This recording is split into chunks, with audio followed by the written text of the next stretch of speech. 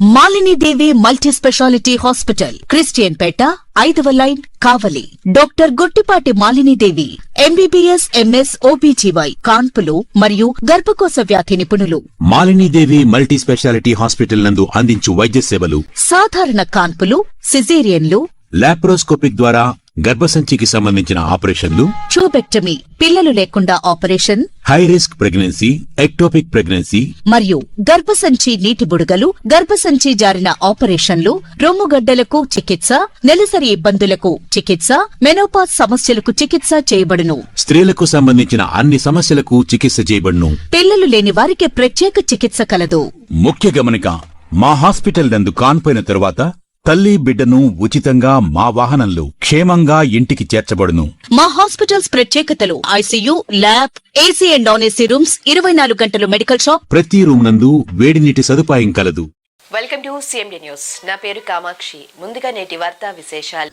Dharmavaram 33% reservation ఆమోదం అమలు కావడం సంతోషకరమని, కాకపోతే చట్టసభల్లో చట్ట సవరణ తీసుకురావాలని బీసీ రాష్ట్ర మహిళా సంఘం అధ్యక్షురాలు సంకారపు జయశ్రీ తెలిపారు. ఈ సందర్భంగా వారు విలేకరులతో మాట్లాడుతూ, కేంద్రం 33% రిజర్వేషన్ ఆమోదం చేయడం సంతోషకరమని, దాని అమలులో పారదర్శకత ఉండాలని తెలిపారు. రిజర్వేషన్ పట్ల బీసీ మహిళలు ప్రధాని మోదీకు, ముఖ్యమంత్రి చంద్రబాబు నాయుడుకు, ఉప ముఖ్యమంత్రి పవన్ కళ్యాణ్కు కృతజ్ఞతలు తెలుపుతున్నట్లు వాళ్ళు ప్రకటించారు. పురుషులతో పాటు సమానంగా మహిళలు కూడా పరిపాలన అందించేలా సువర్ణ అవకాశం రావడం సంతోషదాయకమని తెలిపారు. ఇంతకు మునిపే రాము నిరాహార దీక్ష ద్వారా మా సమస్యను తెలియజేయడం జరిగిందని, ఓబీసీ, బీసీలకు వాటా ఎంత అని తెలియజేశారు. వెనుకబడిన బీసీ మహిళలకు అవకాశం తప్పనిసరిగా ఇవ్వాలని, ఏ దేశంలో రిజర్వేషన్ ఇస్తున్నారు అన్నది ప్రకటించాలని తెలిపారు. జనగణన మొదలైందని, ఇందులో ఓబీసీ ఫార్మేట్ లేదని తెలిపారు. కులాల వారీగా జనగణన లేదని తెలిపారు. ఇటువంటప్పుడు ప్రభుత్వ పథకాలు ఏ విధంగా చేరే అవకాశాలు ఉన్నాయని వారు ప్రశ్నించారు. కృతజ్ఞతలు తెలియజేసుకుంటున్నాం. ఎందుకంటే తరతరాలుగా ఎదురు చూసిన సందర్భం ఇది. మహిళలకు రిజర్వేషన్ కావాలని, ప్రత్యేకంగా మహిళలకు రిజర్వేషన్ కావాలని ఈ కర్కశమైన రాజకీయంలో పురుషులతో సమానంగా నిలబడి పోరాడడం వచ్చేసి ఎంతో కష్టంతో కూడిన పని మహిళలకి.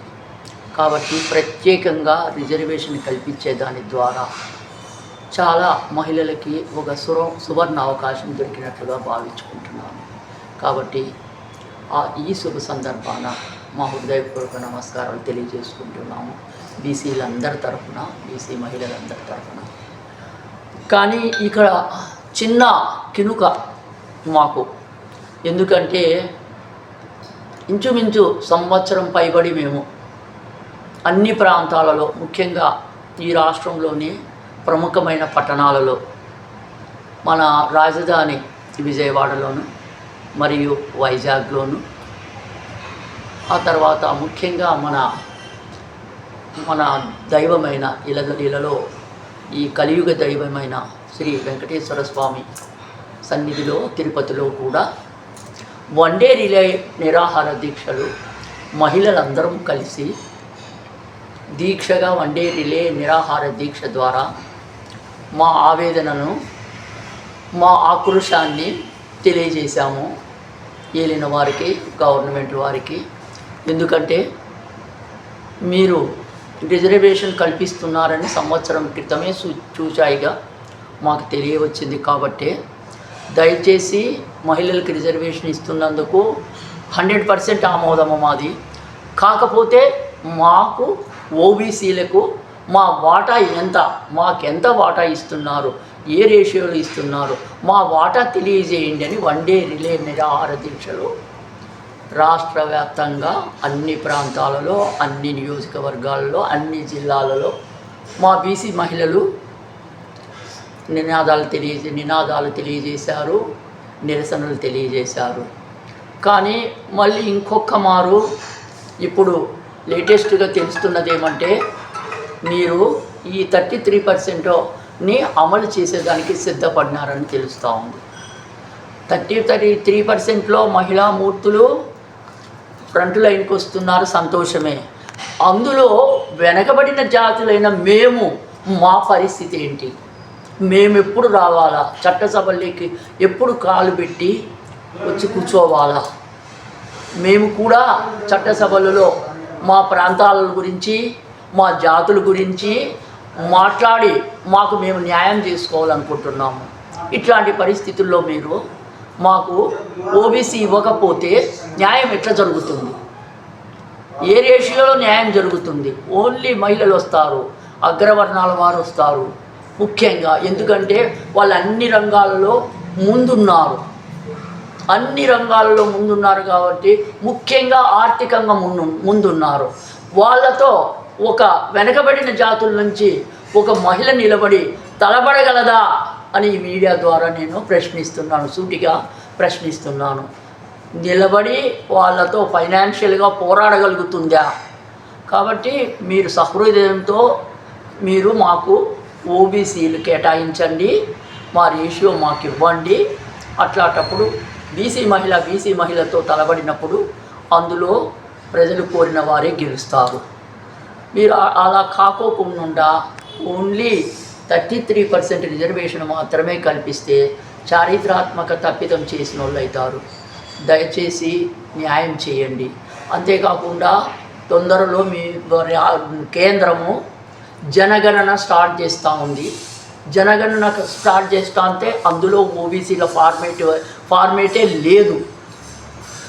జనగణన చేస్తా అన్నారు, కుల వర్గీకరణ అక్కడ జరగడం లేదు. కులాల వారీగా జనగణన అక్కడ జరగడం లేదు. కాబట్టి ఆడ ఫార్మేటే లేకపోతే కులాల వారీగా ఎక్కడ జరుగుతుంది? జరగదు. జరగకోకునేటప్పుడు గవర్నమెంట్ సహృదయంతో ఎన్నో స్కీములు ఇస్తూ ఉంది, ఎన్నో రాయితీలు ఇవ్వబోతూ ఉంది, ఎన్నో సౌకర్యాలు కల్పిస్తూ ఉంది వాళ్ళకి రిజర్వేషన్ ద్వారా. అవన్నీ వీళ్ళకి చేరే అవకాశాలు ఎలా ఉంటాయి? మీరు ఎంత రేషియోలో ఎవరున్నారని తేల్చకపోతే అవన్నీ వీళ్ళ వరకు చేరే అవకాశాలు ఎక్కడున్నాయని నేను ప్రశ్నిస్తున్నానండి. దయచేసి మీరు ఇస్తున్న 33%లో ముఖ్యంగా మా బీసీ మహిళలను కూడా దృష్టిలో ఉంచుకొని మాకు కేటాయించండి, ఓబీసీల వాటా కేటాయించండి. రేపు ప్రొద్దున 70% ఉన్నాము బీసీలము, మేమంతా ఓటర్స్గా చూడండి. 70% ఓటర్స్ మా ప్రజలందరూ ఓటర్స్గానే చూడండి. అందులో 35% మహిళా మనులు ఉన్నారు, వాళ్ళని ఓటర్స్గానే చూడండి.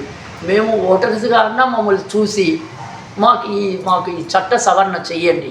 చేసే దాని ద్వారా మీరు చరిత్రలో చాలా సువర్ణ అక్షరాలతో లిఖించబడిన లీడర్లుగా రేపు పొద్దున అంబేద్కర్ లాగా మీ పేరుని తరతరాలుగా మా బీసీలు తలుసుకుంటారు. దయచేసి మీది ఈ చట్ట సవరణ చేసే దానివల్ల మీకు ప్రత్యేకంగా ఫైనాన్షియల్ బర్డెన్ అంటూ ఏమీ లేదు. 100 కోట్ల దీంట్లో మీరేమీ పెట్టాల్సిన అవసరం లేదు. ఓన్లీ ఒక చట్ట సవరణ చేయండి, ఓబీసీలకు కేటాయించండి, మా వాటా కేటాయించండి. మీరు చరిత్రలో నిలబడిపోండి అంబేద్కర్ లాగా అని రిక్వెస్ట్ చేస్తున్నాను. జై బీసీ.